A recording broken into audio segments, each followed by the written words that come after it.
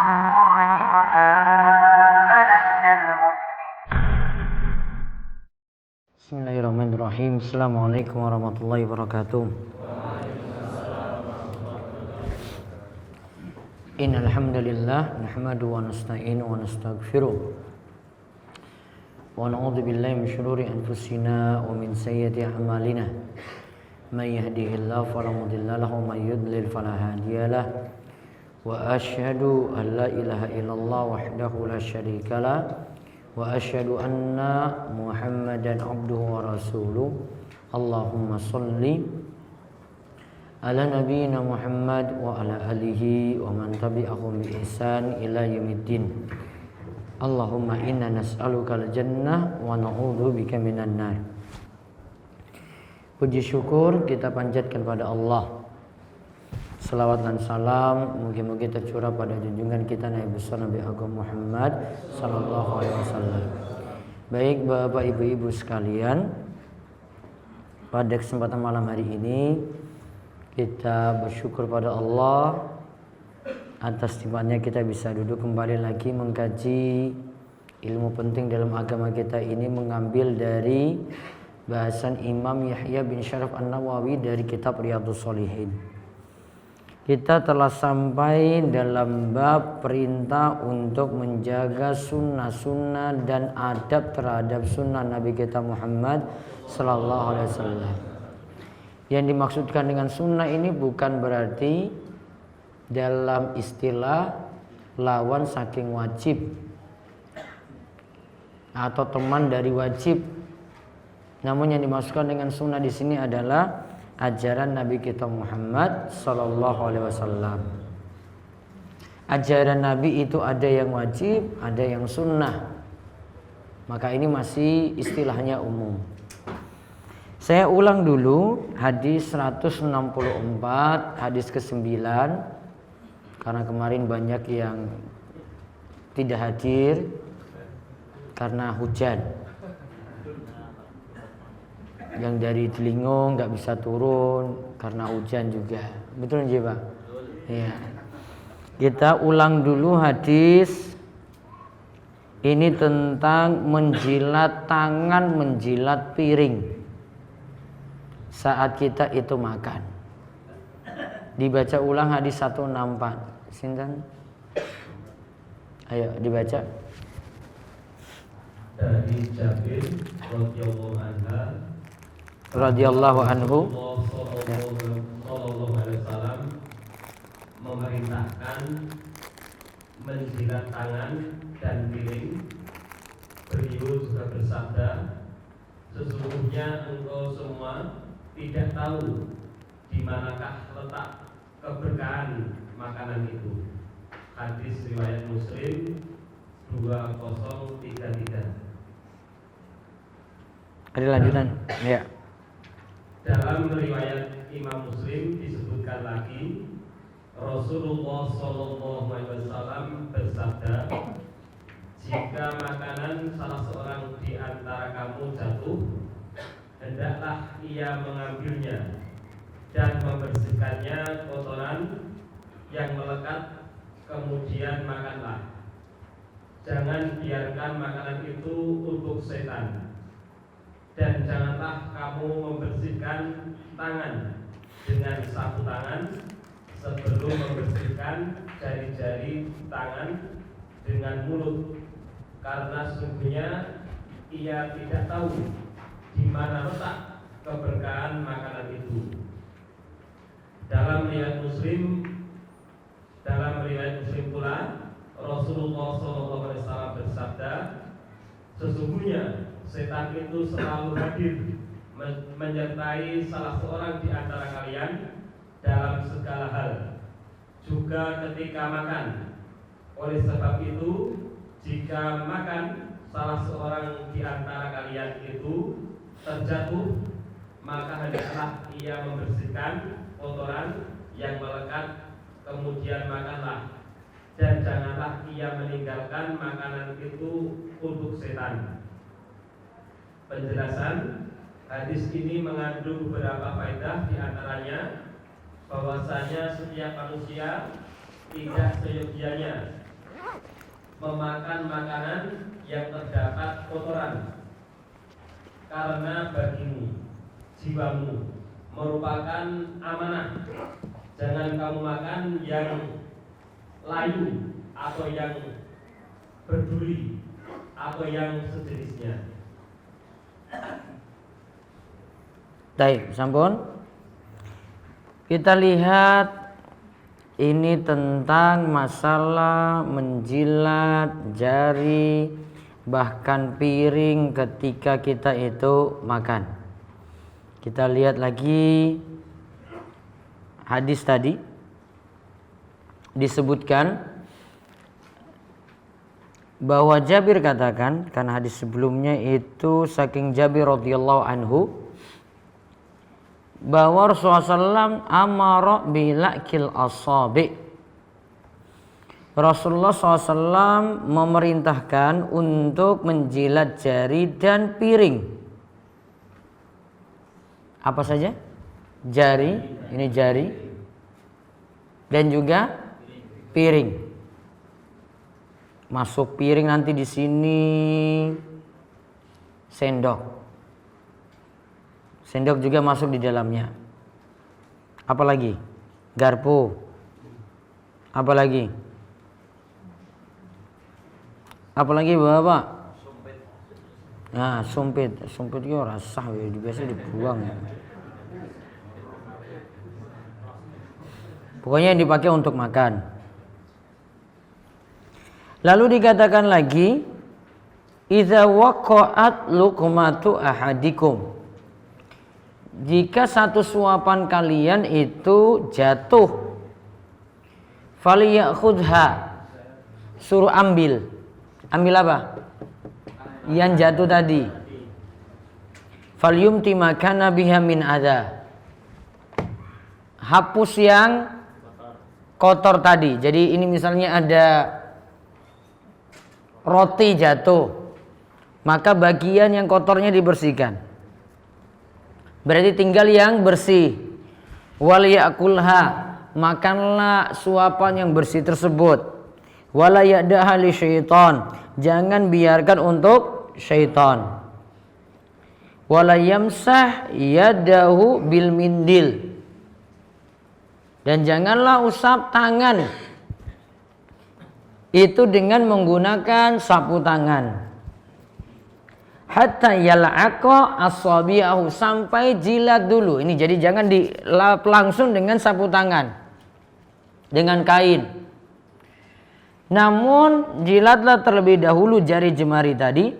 Fa innahu la yadri fi ayyi ta'amihil barakah, karena kita itu tidak tahu di bagian mana dari makanan itu yang terdapat berkah. Entah di piring, entah di sendok, ya, entah kalau tangan kita gunakan, entah di tangan ini.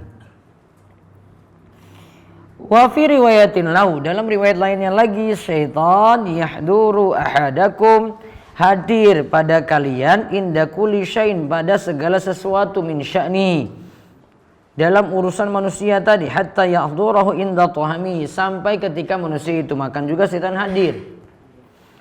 Fa idza saqatat min ahadikumul luqma, jika jatuh satu suapan, falyumti makan nabiha min adab, maka bersihkanlah kotoran yang ada, falyakulha, lantas makan makanan tadi, wala yada ahli syaitan, dan jangan tinggalkan untuk syaitan. Maka di sini kita belajar adab, yaitu adab makan. Sekarang kita lihat faedah dari hadis ini. Nanti kalau ada tambahan nanti saya sampaikan. Hadis ini menunjukkan bahwa makanan, dalam makanan itu terdapat berkah. Dan nantinya kita tidak tahu berkah tersebut di mana. Nih, ini wadah piring, makanan nempel di sini. Entah di pinggiran sini, entah di tengahnya, Kalau pakai sendok entah di sendoknya.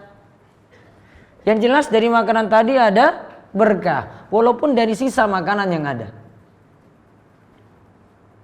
Sisa kuahnya itu pokoknya berkah.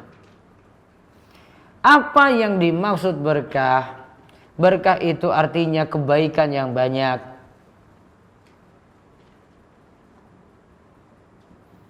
Dan para ulama kalau jelaskan berkah itu merujuk pada dua hal. Yang pertama, berkah itu kebaikannya tetap ada. Kebaikannya tetap ada. Yang kedua, kebaikannya itu bertambah.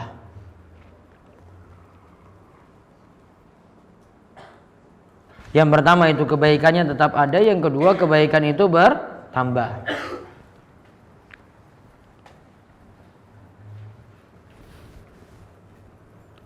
Nah, kalau disebut seperti itu Bapak Ibu sekalian, berkah ini mesti kita tahu dari dalil. Tidak sekadar kita tahu informasi ada orang bilang ini berkah terus kita ngalap berkah dengan itu, nggak boleh. Nggak boleh juga dengan komentar orang atau testimoni dari orang. Oh, saya datang ke kubur itu tak usap-usap. Terus ada sedikit tanah saya bawa pulang ke rumah. Alhamdulillah. Coba bilang alhamdulillah coba. Alhamdulillah usaha saya jadi lancar. Saya taruh tanah kubur tadi, kubur wali ini di lemari. Ini kan namanya komentar saja. Benarnya dia bukan standarnya karena testimoninya dong. Masa komentar dia itu jadi pembenaran, itu jadi perbuatan itu benar, ya nggak bisa. Berkata dia harus pakai dalil. Ya, kalau ada dalil menunjukkan itu berkah, baru. Misalnya air Zam-Zam, berkah atau tidak? Berkahnya di mana? Caranya gimana dapat berkahnya? Mandi dengan air Zam-Zam? Apa? Minum aja. Dengan niatan kita ketika minum, maka akan tercapai apa yang kita inginkan. Karena Nabi SAW katakan ma'u Zam-Zam lima syuribalah. Air Zam-Zam itu tergantung niatan orang yang minum. Kalau niatannya untuk tambah pinter, ya nanti akan dimudahkan itu. Kalau untuk menyembuhkan penyakit giginya, misalnya gigiku ini aduh Ustaz bolong-bolong dan sering sekali itu ganggu, sudah suruh minum air Zam-Zam saja. Baca pakai bismillah, terus lepas alhamdulillah, ya. Terus setelah itu niatkan doa setelah itu. Yang diinginkan itu apa? Maka berkah harus pakai dalil.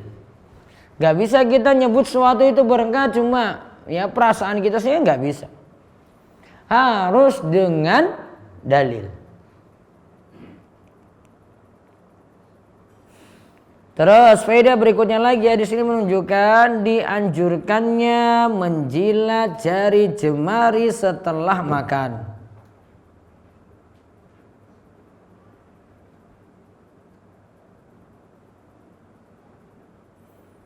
Ingat ya, hukumnya sunnah ya, nggak sampai wajib. Kenapa jilat jari tadi? Tadi kan makanannya kan berkahnya nggak tahu, entah di piring, entah kalau itu pakai sendok ya entah di sendok. Kalau itu dengan makan pakai jari, entah di jari.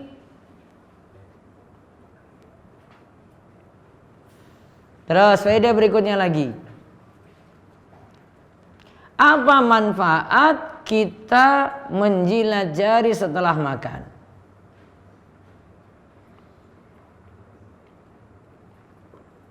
Satu,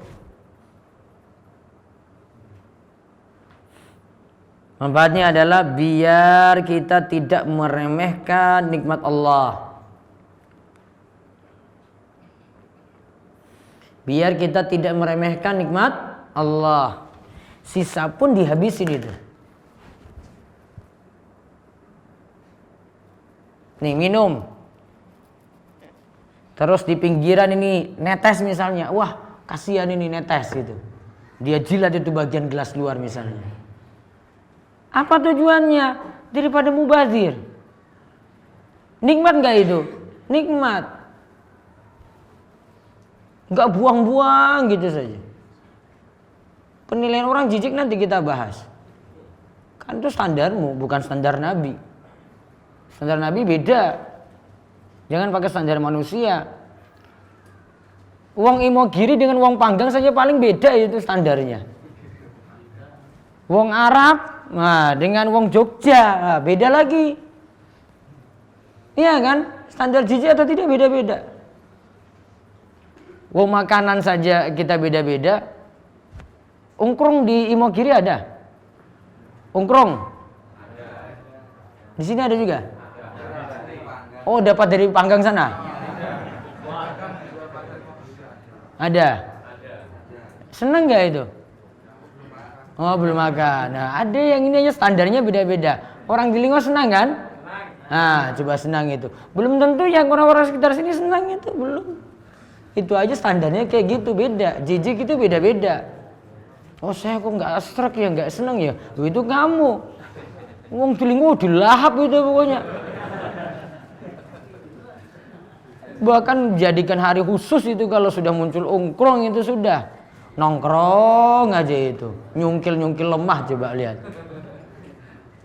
nongkrong situ, nggak mikir ngaji itu, pokoknya nyari aja. Oh, ustadznya mau ngaji ke, orang mikir ini soalnya mahal ini kalau dijual. Berapa kalau di Telinga berapa? Oh, coba lihat itu per kilo 100 itu,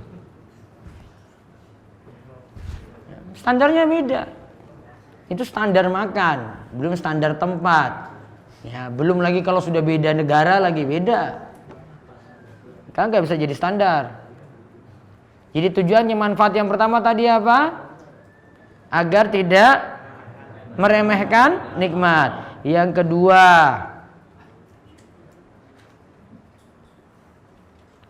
untuk menunjukkan sifat tawadhu. Jadi orang biasa. Kan kalau kita jirat tangan paling orang bilang, wah ini wong desa paling ini. Nah, paling nggak bilang itu, wah ini wong sugih. Nggak mungkin dia bilang kayak gitu. Nggak mungkin dia itu orang kaya itu kayak begitu. Dianggap orang biasa. Ya. Dia nggak dianggap istimewa. Walaupun dia punya kendaraan mewah misalnya. Cuma jilat jari. Levelnya seolah-olah jadi turun dia. Orang anggap biasa itu. Menunjukkan ketawaduan, kerendahan hatinya. Nganggap dirinya itu biasa-biasa saja. Itu yang penting. Dan itu sudah dicontohkan sering sekali dengan Nabi SAW itu. Dengan Mu'adz katakan kuntu radifan Nabi SAW. Saya pernah itu dibonceng oleh Kanjeng Nabi. Naik keledai, coba lihat. Bukan ba'ir, bukan kendaraan istimewa, unta bukan. Keledai, kecil itu berarti. Berarti dengan kendaraan biasa. Ya. Kemudian yang bonceng siapa? Nabi SAW. Tanda dia istimewakan sahabat-sahabatnya. Kalau memang dia orang yang berpunya, Nabi SAW itu mau tunjukkan dia orang yang berpunya, orang yang kaya raya. Ngapain saya itu bonceng sahabat saya ini? Wah, seakan-akan saya rendah. Enggak, Nabi enggak ada perasaan kayak gitu. Dia tetap boncengin tadi temannya tadi, sahabatnya tadi. Mu'adz diboncengi oleh Nabi SAW. Itu tanda diajarkan ketawadhuan. Anggap diri biasa. Mau dalam hal misalnya makan, ya biasa kumpul-kumpul, biasa dengan orang lain di bawah gitu. Lesehan. Bareng-bareng membaur. Orang tawadhu itu mudah untuk berbaur. Beda kalau dia itu nganggap dirinya itu kaya raya. Wah, saya levelnya bukan ini, makan lesehan kayak gini, nggak boleh saya. Saya harus di meja, duduk nanti dengan piring, garpu, sendok ada. Terus ada kain situ ditaruh di bawah, pokoknya makannya harus rapi seperti ini. Ya. Dia nggak mau bergaul dengan yang lainnya seperti itu. Itu diajarkan apa tadi? Tawadhu.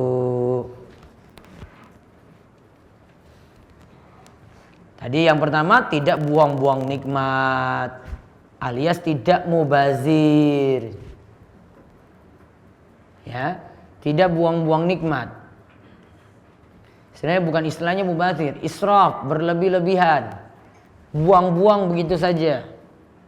Sebenarnya kalau diistilahkan dengan mubazir, mubazir itu manfaatkan harta untuk tujuan maksiat. Ya, mubazir ingat ya, mubazir itu manfaatkan harta untuk tujuan maksiat. Kalau ini enggak, ini cuma terbuang-buang saja, ini bukan maksiat. Namun ada sesuatu yang terbuang-buang.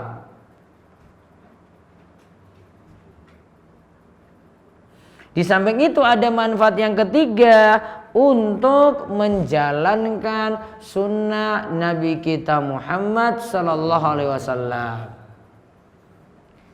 Dan ingat Bapak Ibu, jalankan sunnah Kanjeng Nabi itu tidak perlu banyak tanya tentang hikmah.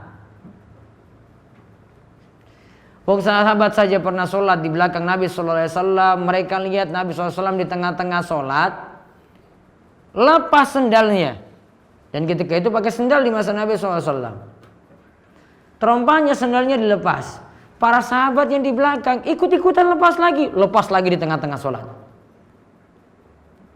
Padahal sebenarnya Nabi SAW itu baru diberitahu oleh Jibril, Rasul, di bawahmu itu, di bawah sendalmu ada najis, ada kotoran.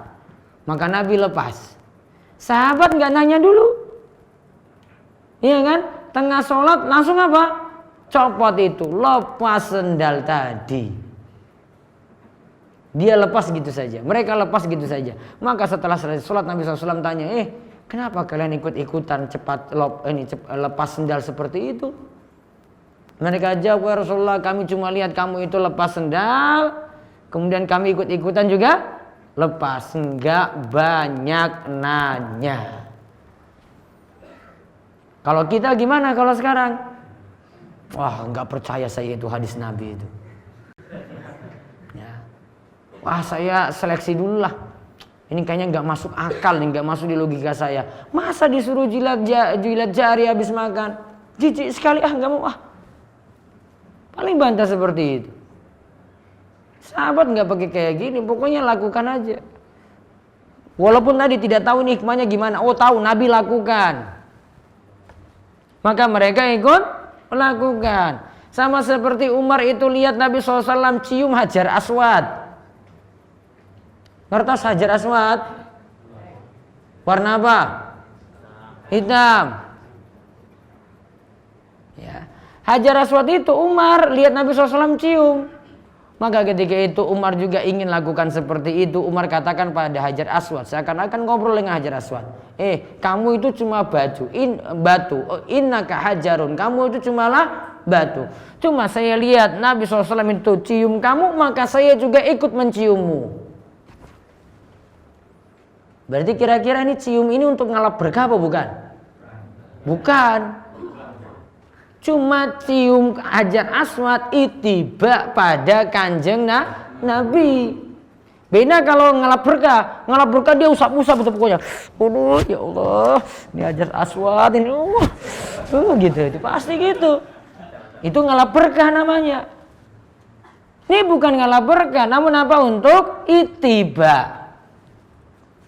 Apa itiba? Nyontohi Nabi SAW melakukan, kita ikut melakukan. Orang-orang kita tuh cuma kadang ikut-ikutan saja, coba lihat.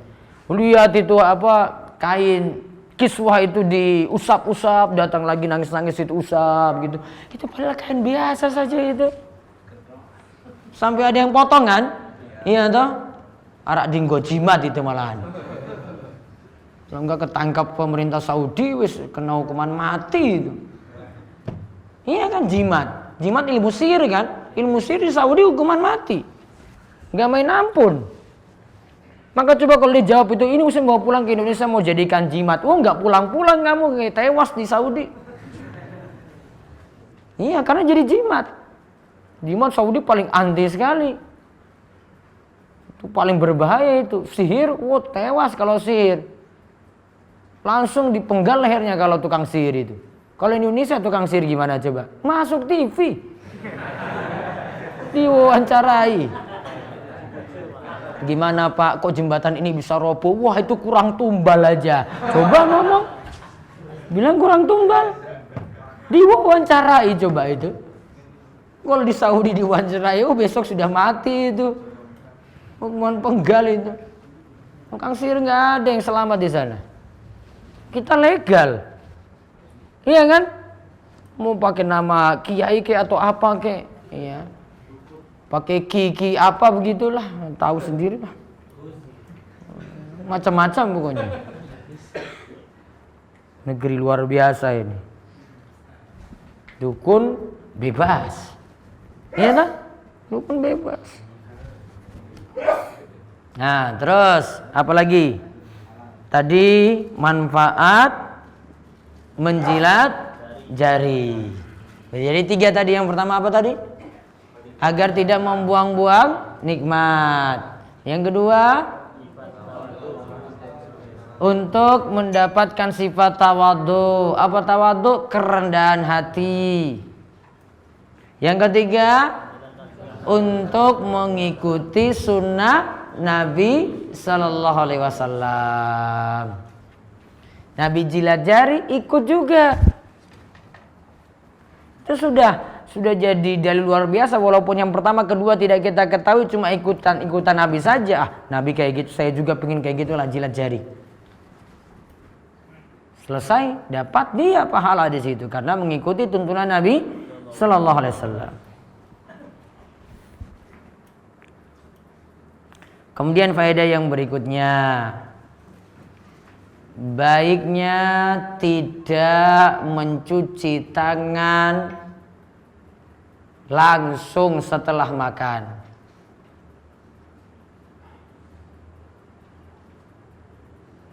Namun sisa makanan yang ada dijilat terlebih dahulu.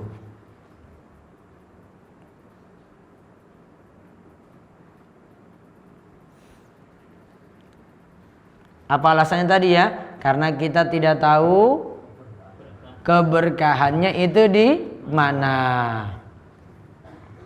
Bisa jadi ini tangan kita nih yang pas kita mau cuci. Saya jilat dulu. Terus faedah yang berikutnya lagi.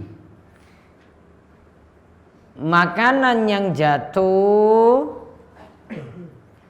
diperintahkan untuk dibersihkan kotorannya. Makanan yang jatuh diperintahkan untuk bersihkan kotorannya. Lantas makanan yang sudah bersih bisa disantap.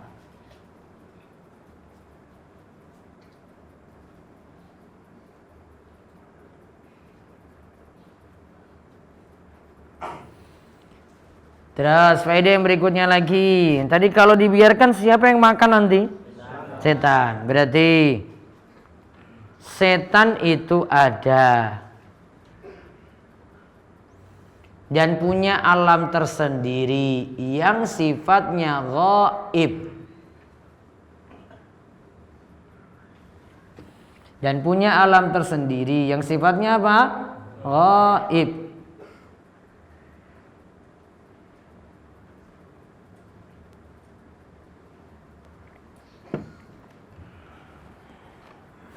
Kalau itu alam ghaib, maka termasuk misalnya ada cerita tentang jin korin. Kan yang temani manusia. Perlu nggak diurus? Aduh kasihan nih, kayaknya setannya belum, jin korinnya itu belum makan kayaknya. Apa kurang tidur kayaknya. Perlu nggak diurus? Hah? Perlu nggak ngurus jin korin? Perlu nggak? Nggak perlu. Alam gaib kok. Itu dunianya sendiri, dia punya alam sendiri, nggak usah ikut-ikut campur. Dan jin tidak boleh kita minta-minta atau tugas-tugasin. Pasti dia akan minta imbalan sesuatu. Ketika meminta imbalan sesuatu, nah disitulah nantinya berperanlah kesyirikan di situ. Karena ada tumbal-tumbal, sesaji yang ia minta supaya hajat kita terpenuhi. Hajat manusia itu terpenuhi. Maka sudah di alam berbeda. Alam berbeda bukan campur tangan kita lagi di situ. Nah, faedah berikutnya lagi.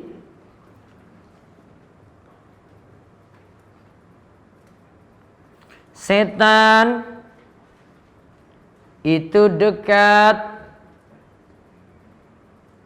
dengan kita apalagi saat kita lalai dari zikir.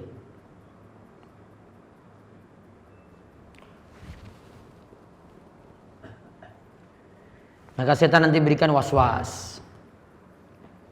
Sholatnya nggak konsen, itu saja bisa jadi bingung sudah 3 rakaat atau 4 rakaat. Sering nggak kayak gitu? Sering. Ini 4 rakaat, wah ini jangan-jangan sudah rampung apa? Saya kalau tambah jadi 5 ya. Diberi was-was.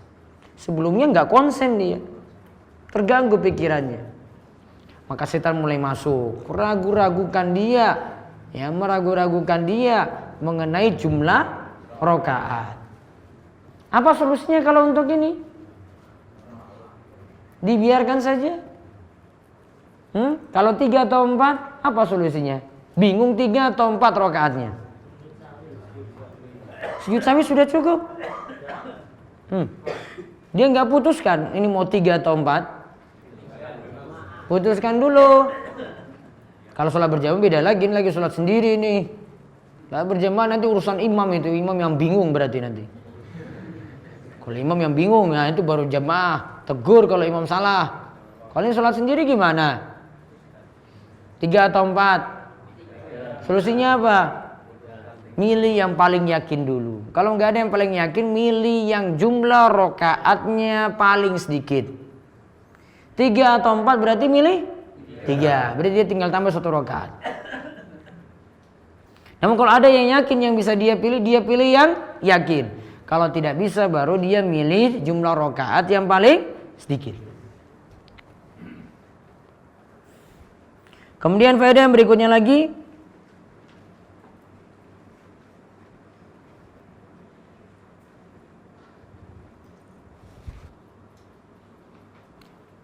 Jangan beri peluang pada setan untuk dapat manfaat dari kita. Apa di sini manfaatnya contohnya? Tadi apa yang jatuh itu? Makanan kan? Peluangnya kan setan nanti ambil makanan tadi. Maka jangan buka peluang setan untuk ambil bagian dari hidup kita, jangan. Nah ini ada yang jatuh, ambil itu. Kalau itu ada kotoran, dibersihkan kotorannya, dimakan. Jangan biarkan untuk setan. Maka tidak boleh ada peran kita sama sekali untuk membuka setan itu masuk. Contoh misalnya Nabi SAW sebutkan lagi dalam hadis yang lainnya. Ketika seseorang itu masuk dalam rumahnya membaca nama Allah, minimalnya sebut bismillah atau ucapkan salam. Dan dia makan dengan menyebut nama Allah, berarti baca bismillah. Maka setan akan mengatakan pada teman-temannya, malam ini kita tidak punya tempat untuk nongkrong. Dan kita tidak dapat jatah makan malam. Karena apa tadi? Nyebut nama Allah ketika masuk rumah dan menyebut nama Allah ketika makan. Sebaliknya kalau ini tidak dibaca, nama Allah tidak dibaca ketika masuk dalam rumah, kemudian ketika mau makan tidak menyebut nama Allah juga, maka setan katakan pada teman-temannya, malam ini kita punya jatah nongkrong, tempat nginap kita ada, dan kita punya jatah untuk makan malam. Itu namanya beri peluang pada setan supaya bisa masuk. Berarti solusi kalau biar tidak diganggu seperti itu, ya banyak-banyak zikir terus. Kalau sebelum tidur misalnya baca satu zikir saya sudah cukup sebenarnya. Tidak mesti semua zikir sebelum tidur dibaca. Apa paling minimal coba baca? Ayat kursi. Ya, ada bismika Allahumma ahya wa bismika amut misalnya.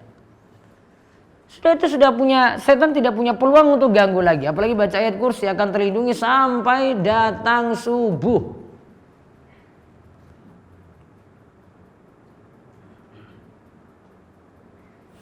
Kemudian faedah yang berikutnya lagi. Syariat Islam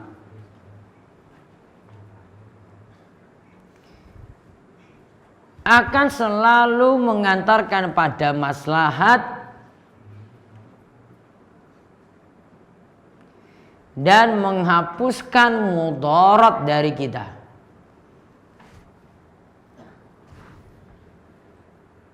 Dan menghapuskan mudarat dari kita.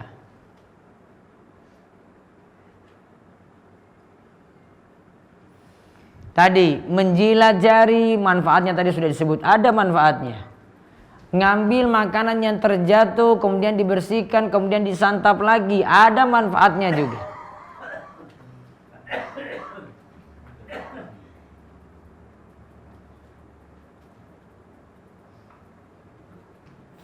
Kemudian faedah yang berikutnya lagi, Islam adalah agama yang cinta akan kebersihan.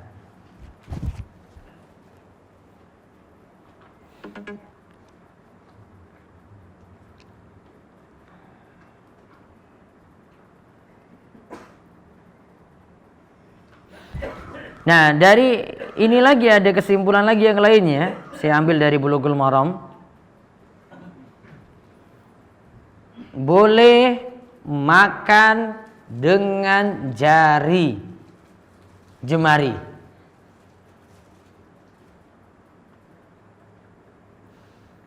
Dan boleh makan dengan semua jari. Jadi 5 jari langsung.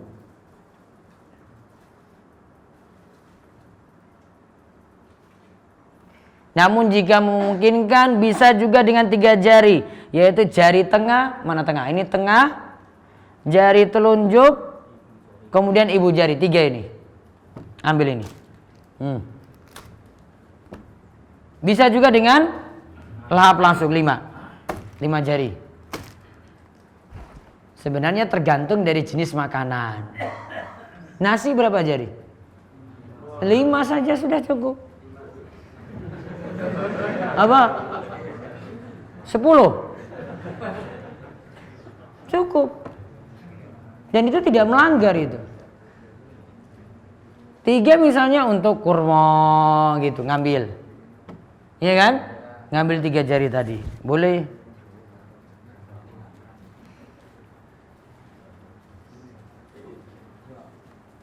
Nah, sekarang catat ada beberapa adab makan lainnya yang tidak disebutkan di sini. 1. Membaca bismillah ketika mengawali makan. Dan ingat di sini Bapak Ibu, kalau disebut bismillah, bismillah saja, tidak pakai ar-Rahman ar-Rahim. Cukup apa? Bismillah. Coba. Nah, sudah. Tanpa bismillah, tanpa pakai ar-Rahman ar-Rahim, tidak pakai bismillahirrahmanirrahim, enggak. Karena hadis cuma sebutkan sampai bismillah saja. Terus yang berikutnya lagi, kalau lupa baca bismillah, di awal, maka bacalah bismillahi awwalahu wa akhirahu, atau bismillahi fi awwalihi wa akhirihi. Maka tulis faedahnya tadi. Yang kedua, kalau lupa baca bismillah, bacalah bismillahi awwalahu wa akhirahu, atau pakai fi, bismillahi fi awwalihi wa akhirihi.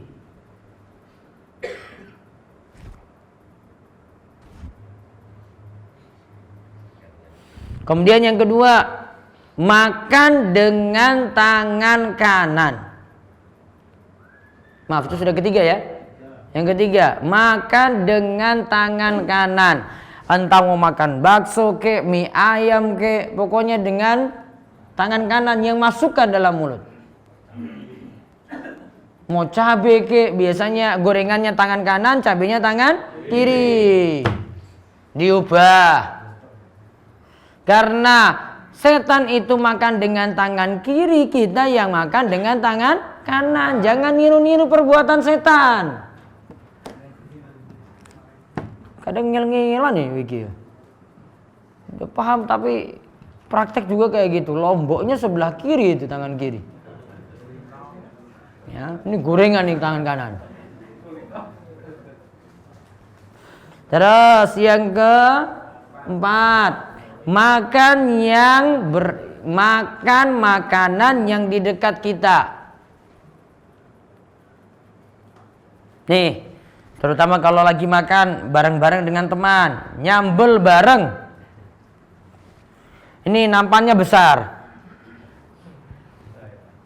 Ya dah, ikan wis dibagi lauk. Ini sudah ada tempenya, ayamnya, ya, tiwulnya sudah. Ini juga sudah ada, namun ini satu ada. Kalau kurang ya tinggal ambil lagi tengah. Cukup makan yang di dekat kita, jangan punya teman. Nah, dilahap. Apalagi biasanya dihapusi kan jane coba. Itu apa itu sana pesawat lewat itu. Ayam 1 ekor hilang. Kemudian ada berikutnya lagi. Makan dari pinggir, tidak dari tengah.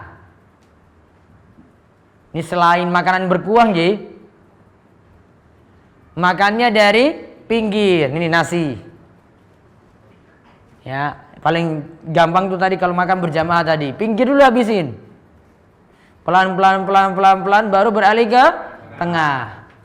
Kalau makan sendiri ya nampaknya sudah cilik, ya nggak ada lauk apa-apa, cuma itu ya mau praktekkan sulit. Biasanya ini makan berjamaah. Nah ini. Dari pinggir dulu, baru kemudian beralih ke tengah. Ada berikutnya lagi, tidak makan dalam keadaan bersandar. Nih. Sandaran. Gitu makan. Apa dalilnya? Kata Nabi SAW, amma anna fala akulu muttakian. Adapun saya tidak suka makan sambil bersandar. Karena kalau makan bersandar, lebih punya peluang perut itu nyantai. Sehingga pingin nambah terus. Wah ini kurang nih, nambah lagi.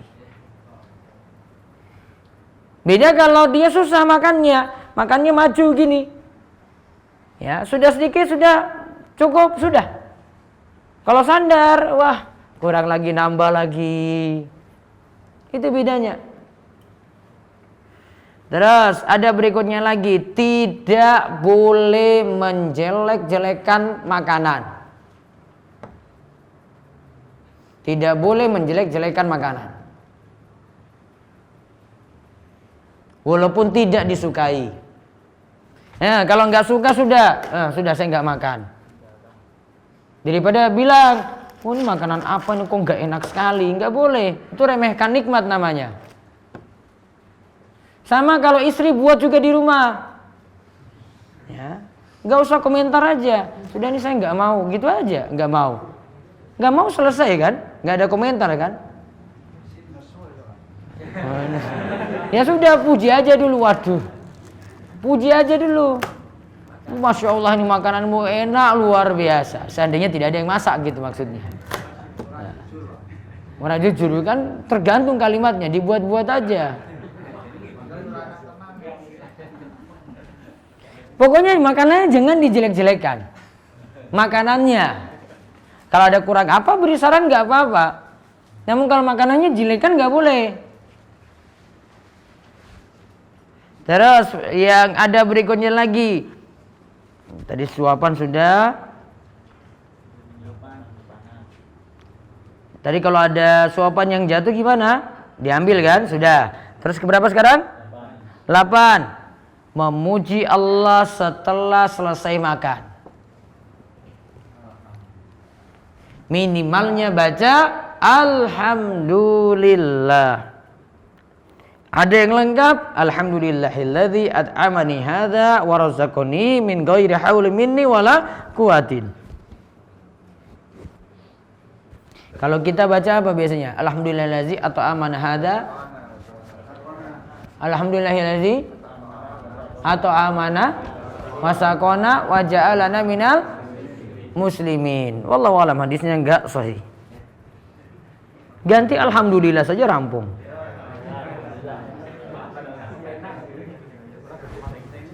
Kemudian yang terakhir, adab yang terakhir,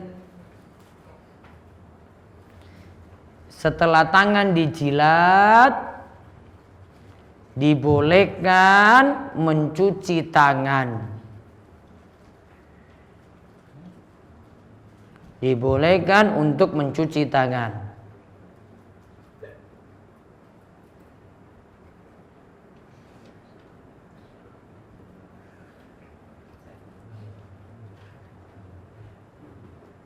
Wallahu alam bissawab.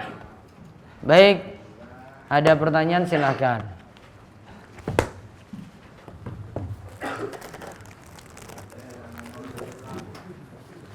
Pekan depan karena ada kajian yang tabrakan, nanti ada kajiannya Ustadz Maududi.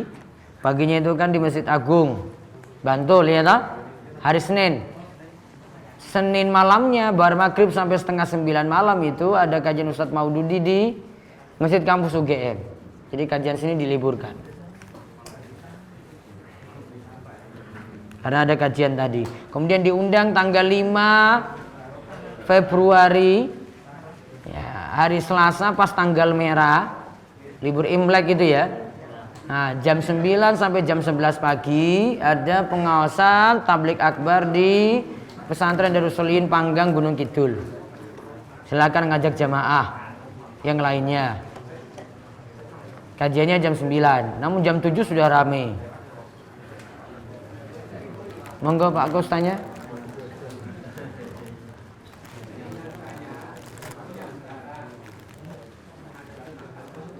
Di antara ada makan tadi,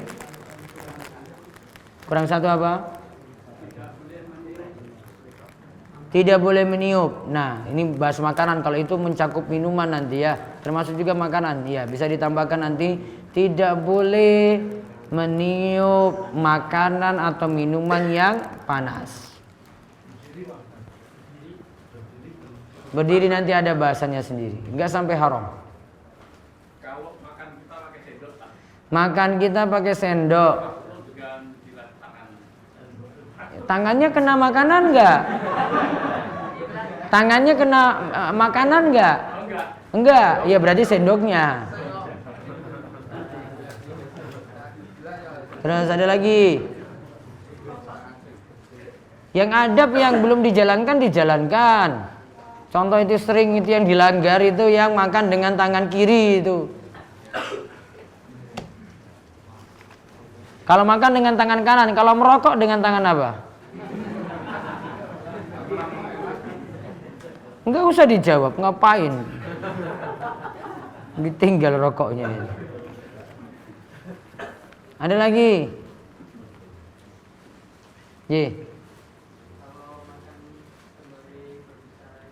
Makan sembari berbicara boleh. Justru tidak boleh larang orang berbicara ketika makan itu. Sah-sah saja ngobrol gitu. Dalam sholat jemaah zuhur ada jemaah sekitar 30 orang 2 shaf. Ada berapa yang masbuk? Pada rakaat keempat saat sujud terakhir imam bukannya tahiyat terakhir, malah berdiri sebagian besar jemaah terutama di baris depan. Sudah mengingatkan dengan subhanallah dengan jelas, imam tetap berdiri lanjutkan rakaat kelima. Kalau imam ngeyel ketika ditegur subhanallah, jamaah rampungkan rakaat keempat tahiyat masing-masing. Setelah itu salam, tinggalkan imam, rampungkan sendiri.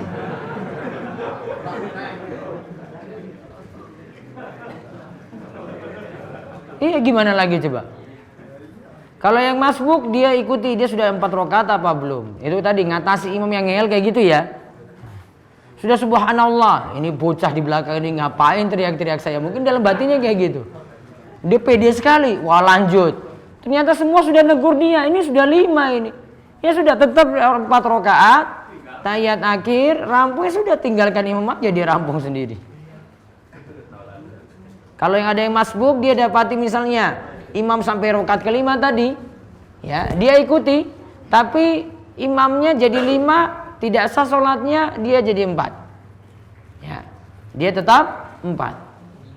Apabila kita habis makan jari-jari kita dijilati, adakah unsur segi kesehatan? Karena saya pernah dengar bisa menyembuhkan sariawan apabila menjilati jari. Ya mungkin unsur yang lain, kalau ini tidak diketahui pun tetap ada sunnah tadi.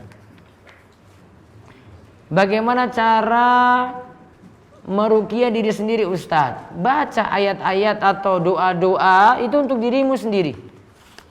Baca ayat kursi, Al-Ikhlas, Al-Falaq, An-Nas, atau misalnya zikir pagi petang itu ada, bisa juga. Contoh misalnya di antara zikir pagi petang, Bismillahirrahmanirrahim, la yadurru ma'asmihi syai'un fil ardi wala fis sama' wa huwas sami'ul alim. Nah, itu bisa jadi bukan bacaan ruqyah. Ustadz, bagaimana saya yang awam menghadapi masalah khilaf sementara tempat kami tidak ada alim untuk ditanya? Antum belajar baik-baik.